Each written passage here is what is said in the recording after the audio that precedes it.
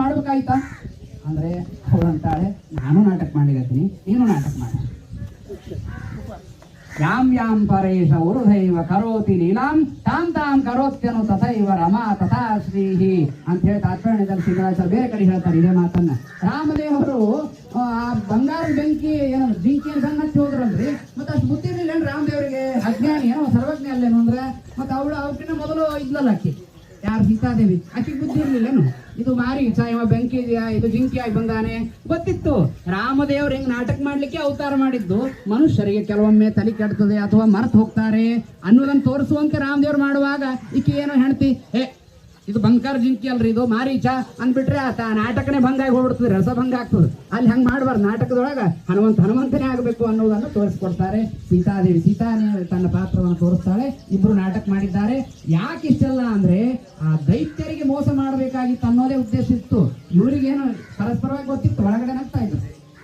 ನೋಡಿತು ಯಾವ್ದ ಮೇಲೆ ಹೇಳ್ತಾರೆ,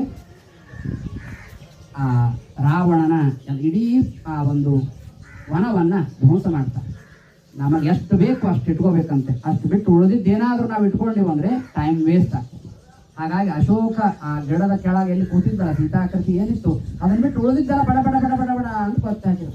ನಾನು ನೋಡ್ತಾ ಇದ್ದೀನಿ ಇಲ್ಲಿ ಸುತ್ತಮುತ್ತ ಬರೀ ಹಸರು ಏನೇನದ ಅಂತ ನೋಡ್ಲಿಕ್ಕೆ ಬಂದ್ರೆ ಬರೀ ತುಳಸಿ ಗಿಡ ಅಷ್ಟೇ, ಉಳಿದಿದ್ದೆಲ್ಲ ಕತ್ತರಿಸ್ಬಿಟ್ಟಾರೆ. ಯಾಕಪ್ಪ ಅಂದ್ರೆ ಆ ಗಿಡಕ್ಕಷ್ಟೇ ನೀರು ಹೋಗ್ಬೇಕು, ಉಳಿದಿದ್ದ ಕಳೆಗಳಿಗೆ ನೀರು ಹೋಗ್ಬಾರ್ದು, ಆ ಬೆಳೆಗೆ ಮಾತ್ರ ನೀರು ಹೋಗ್ಬೇಕು ಅನ್ನೋದು ನಮ್ಮ ಲಕ್ಷ್ಮಣಾಚಾರ್ಯ ತೋಟದಲ್ಲಿ ನಾನು ನೋಡಿದೆ. ಹಂಗ ನಮ್ಮ ಅಂದ್ರೆ ಅವರ ಒಟ್ಟಾರೆ ಕುಟುಂಬ, ನನ್ನ ಹೆಸರು ಉಳಿದವ್ರಿಗೆ ಗೊತ್ತಿಲ್ಲ ಅನ್ನೋದಕ್ಕಾಗಿ ಅಷ್ಟೇ ಹೇಳೋ ತಾತ್ಪರ್ಯ ಅಲ್ರಿ. ಹನುಮಂತ ದೇವ್ರು ಮಾಡಿ ಸಂಜೀವರಾಯನೇ ಇಲ್ಲಿದ್ದೆಲ್ಲ ಮಾಡಿಸ್ಲಿಕತ್ತಾನ, ಅವರಲ್ಲಿಂದ ಪ್ರೇರಣೆ ಮಾಡಿಸ್ಲಿಕತ್ತಾನ. ತುಳಸಿ ಬೆಳೆಸ್ರಿ, ತುಳಸಿ ನಮ್ಮ ರಾಮದೇವ್ರಿಗೆ ಬಹಳ ಪ್ರಿಯ, ಉಳಿದಿದ್ದೆಲ್ಲ ಕತ್ತರಿಸ್ರಿ ಅಂತ. ಹಂಗ ಅಶೋಕ ಗಿಡವನ್ನು ಬಿಟ್ಟು ಉಳಿದನ್ನೆಲ್ಲ ಕತ್ತರಿಸಿ ಏನ್ ತೋರಿಸ್ಕೊಟ್ರ ಅಂದ್ರೆ ನಿಮ್ಮೆಲ್ಲರ ಮನೆಯೊಳಗ ಆ ಉಳಿದಿದ್ದು ಉಸಾಬರಿ ಗಿಡಗಳು 100 ಹಚ್ಚಿರ್ತೀರಿ, ಒಂದು ಹೂವಿರಲ್ಲ, ಒಂದು ಹಣ್ಣಿರಂಗಿಲ್ಲ. ತುಳಸಿ ಗಿಡ ಅಂತೂ ಒಣಗಿ ಹೋಗ್ಬಿಟ್ಟಿರ್ತಾವ.